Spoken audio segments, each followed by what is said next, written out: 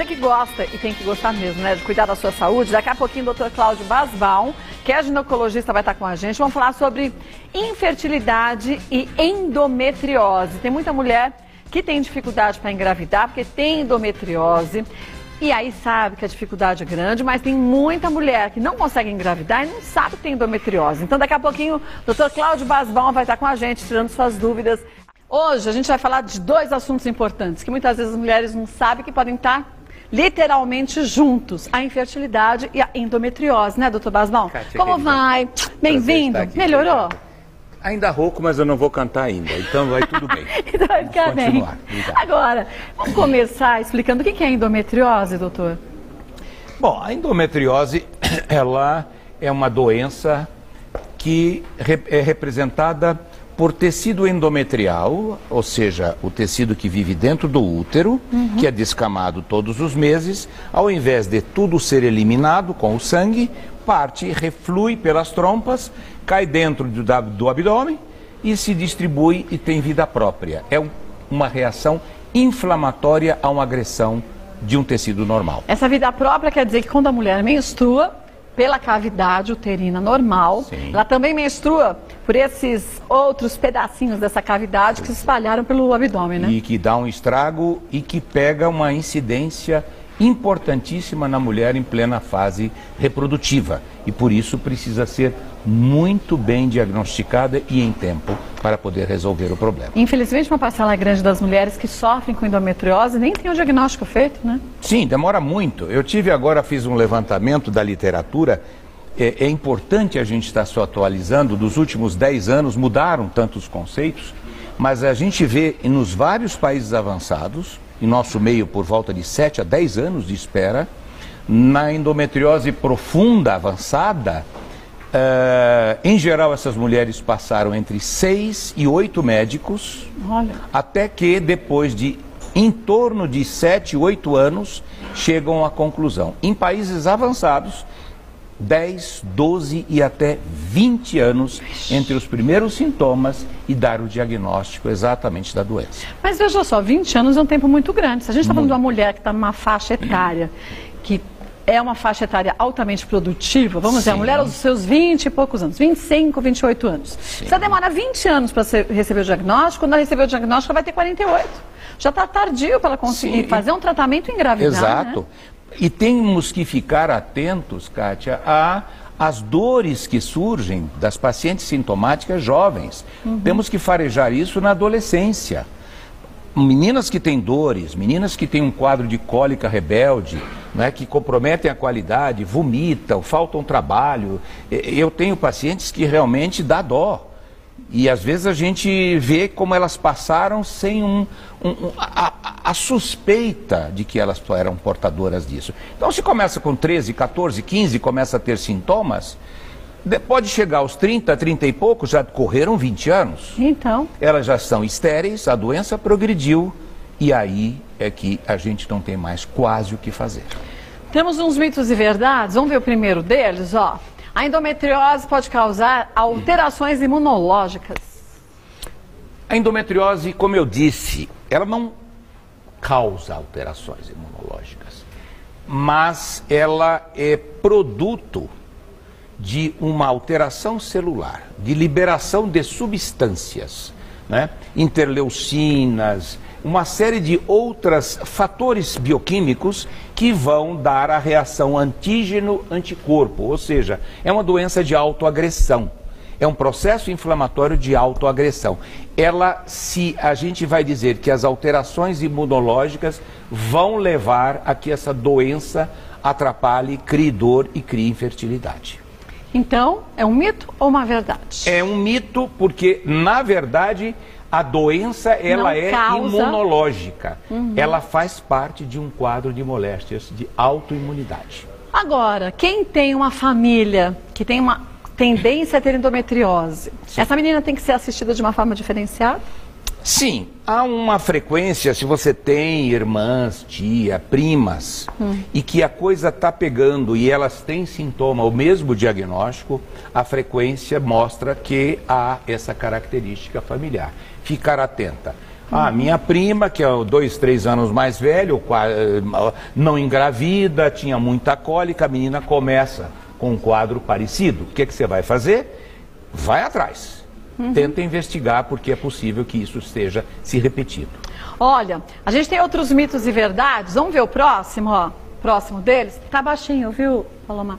A endometriose é uma doença infecciosa que pode ser transmitida sexualmente. Pelo amor de Deus. Deus que me livre, né? Nunca, nunca. Não é bacteriana, não é nada.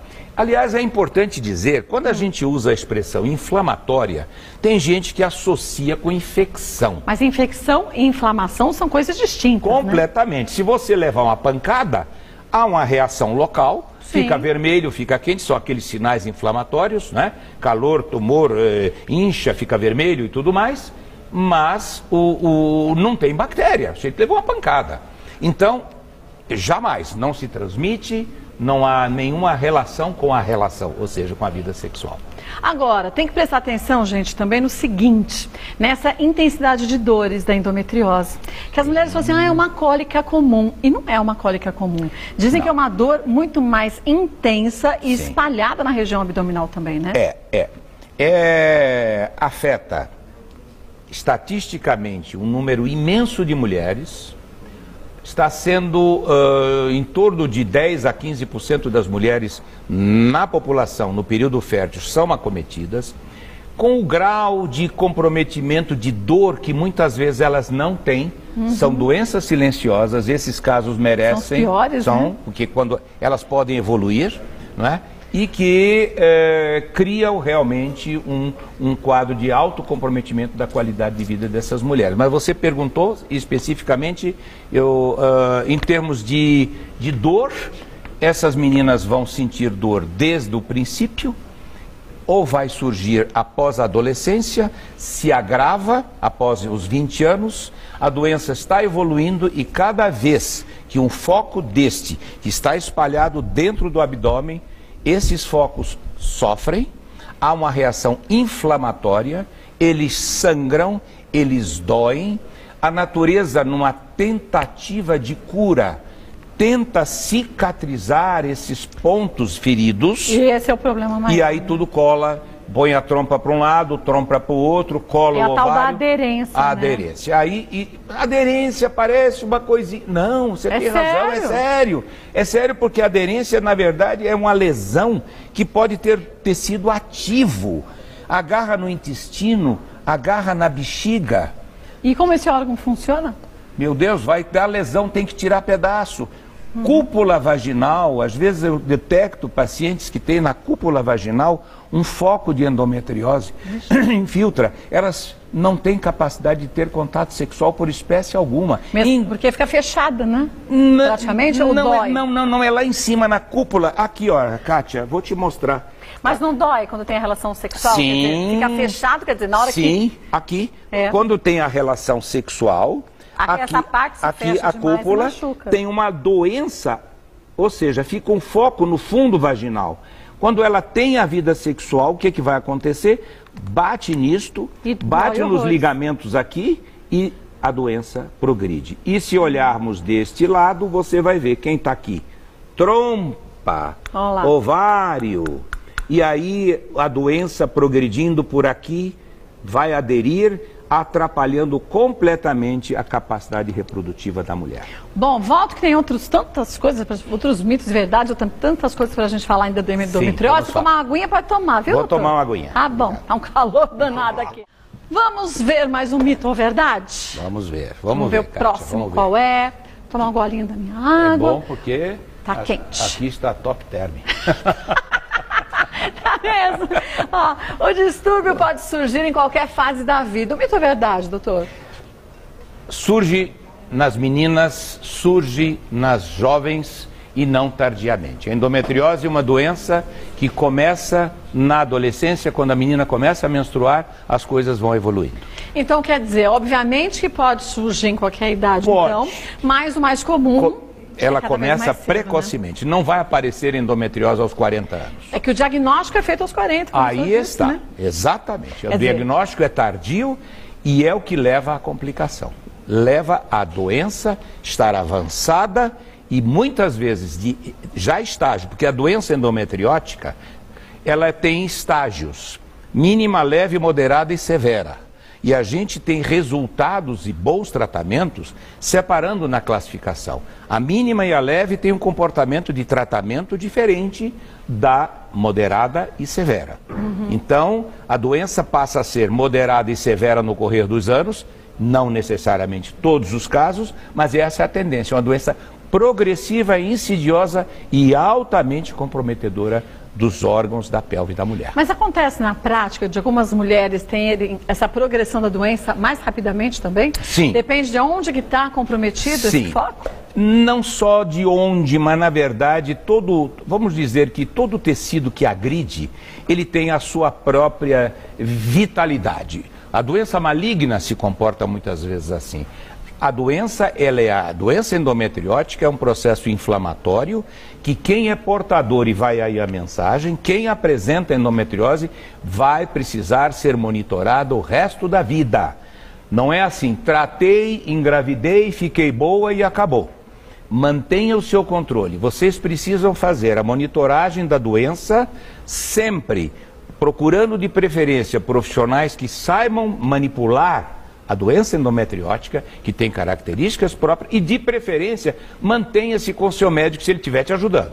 Porque se ele não estiver diagnosticando e te ajudando, muda de médico. Muda de médico, pelo amor de Deus. Tá? E a gente não tem que se sentir constrangido e fazer isso não. Gente, estamos falando da nossa saúde, não pode brincar. Eu defendo, Kátia, a segunda opinião, sempre. Então é assim, eu posso estar resolvendo o problema de alguém, mas eu não sou o médico Deus.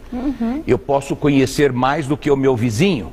Ou o vizinho pode saber muito mais do que eu. Sim. Quem está dando jeito, está solucionando, fica, cuida. Se está em dúvida, se há uma indicação, por exemplo, de um procedimento mais agressivo, operatório, vai ouvir uma ou duas opiniões. Não exponha a sua anatomia, a sua fisiologia e, sobretudo, a sua sexualidade, a sua fertilidade por uma decisão de um profissional que pode ser o melhor, mas não necessariamente ele está 100% certo sempre. Quando a endometriose ela é diagnosticada cedo, não chega a causar infertilidade, né?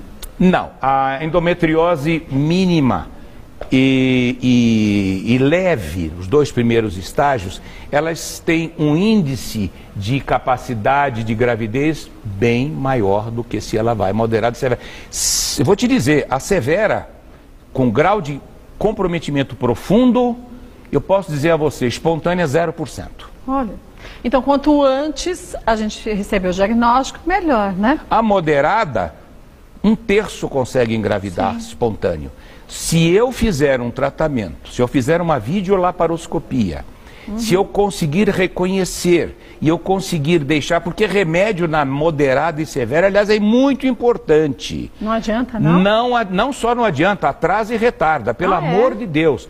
Hoje isso é conceito publicado em 2014, tá? Não se trata com hormônio, endometriose mínima e leve.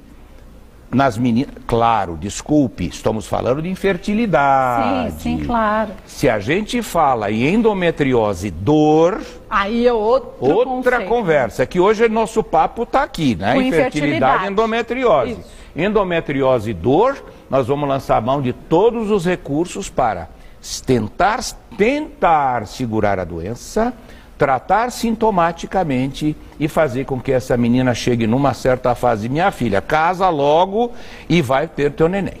Porque senão pode complicar para o futuro, pode, né? Pode. Olha, vou passar para vocês o site do Dr. Cláudio Basbaum. Você pode acessar, lá tem muitas matérias de fácil entendimento. É para gente leigo mesmo, viu? www.claudiobasbaum.med.br. Doutor, www.claudiobasbaum.med.br. Doutor Cláudio Basbaum, que é ginecologista, é claro que volta outras tantas vezes ao programa querendo sugerir algum tema, fique à vontade, viu? Muito obrigado, obrigada, viu? Sempre. Prazer em te ver. Obrigado, um beijo na sua esposa, obrigado, obrigado. Viu como a gente não pode se acomodar a uma situação? Isso é a pior coisa que a gente pode fazer na vida, né, Renato?